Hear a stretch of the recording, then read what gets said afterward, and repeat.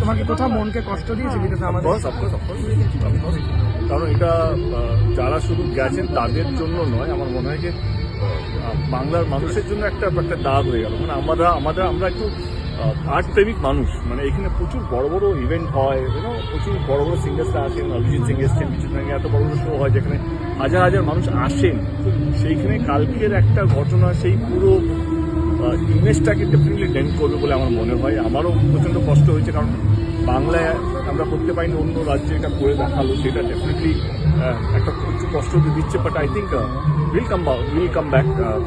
আমরা খুব strongly come back দিসকে যে ইমেজটা কালকে ডেন্ট হয়েছে সেটা অস্বীকার করা যাবে না। সেই ইমেজটাকে কীভাবে রিকভার করা যায় সেটা তো কালকে শুধু ইন্ডিয়াতে নয়, মেসি ইজ ইন্টারন্যাশনাল।